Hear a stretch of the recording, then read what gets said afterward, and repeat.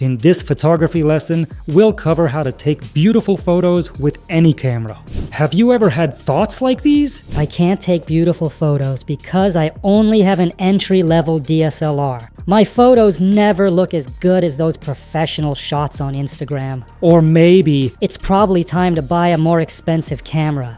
Something better than my smartphone. or even My shots aren't that great because my camera isn't full frame. sound familiar?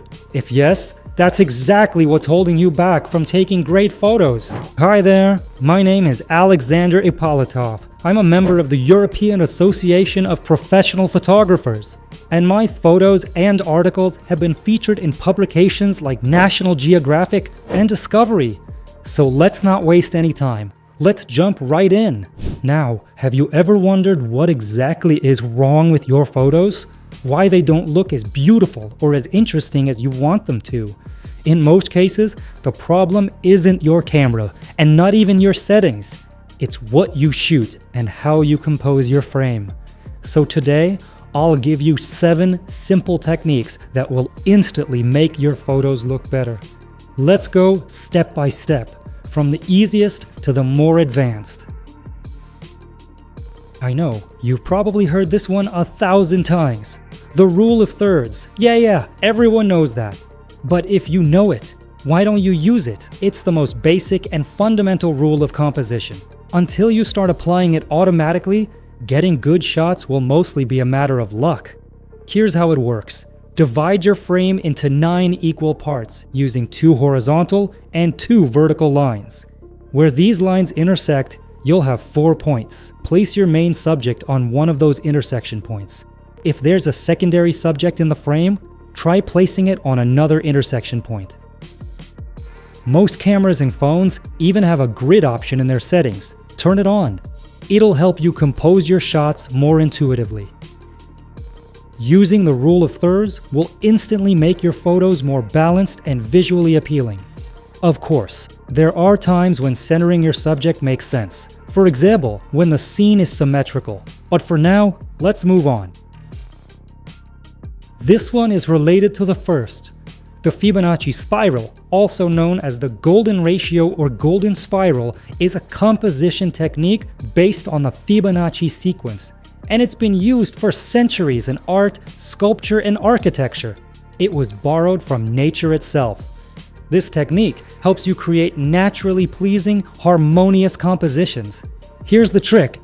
Place your main subject at the tightest part of the spiral, where the smallest squares are. Then, if you have secondary elements, align them along the curve of the spiral.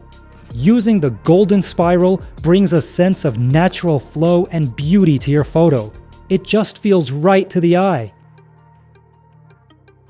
Color harmony can completely transform your photos. If you use colors that go well together, your shots will instantly become more interesting and visually striking. Take a look at the color wheel. Everything revolves around it. I won't dive into every possible color combination here.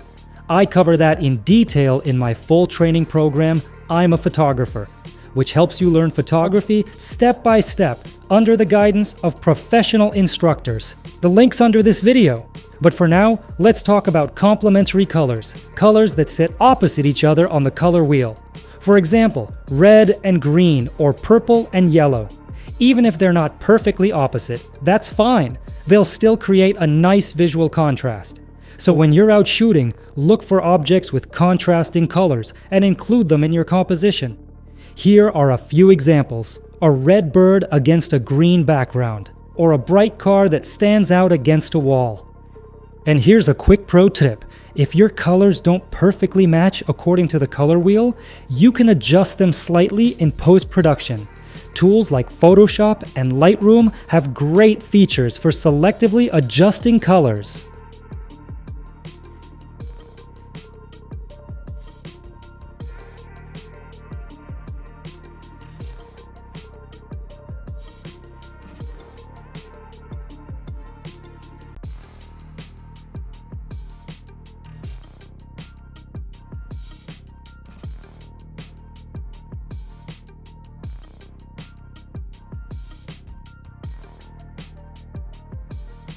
Most great photos we stop to look at have a clear subject and a background.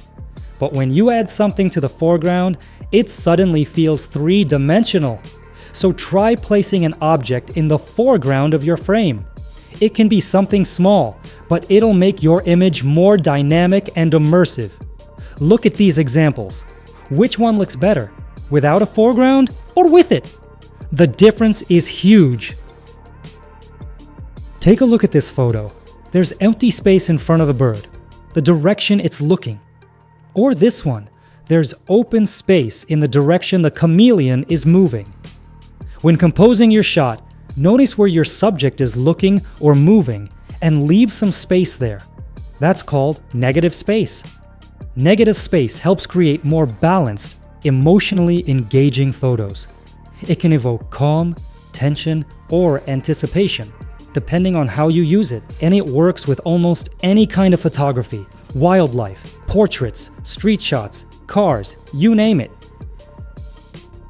Leading lines are one of the most powerful composition tools. They draw the viewer's eye straight to your main subject. When shooting, include lines in your frame that point towards your subject.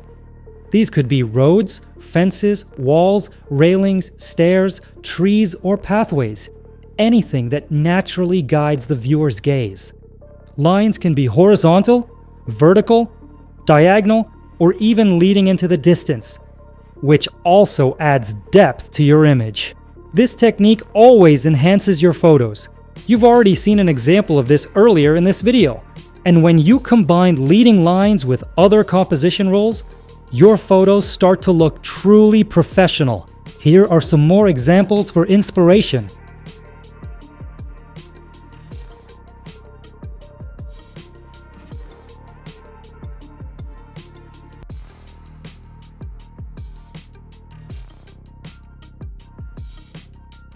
The seventh technique is framing your subject. Adding a frame around your main subject creates depth and instantly draws the viewer's attention right where you want it.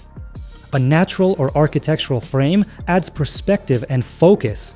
When shooting, look for something you can use as a frame. It could be tree branches, windows, archways, or even man-made structures. You can use framing elements in the foreground or in the background, though foreground frames are more common. Try including them completely or partially. Both approaches can work beautifully. But remember, no technique will help you unless you practice. Only regular practice will truly teach you how to take amazing photos. Did you enjoy this lesson?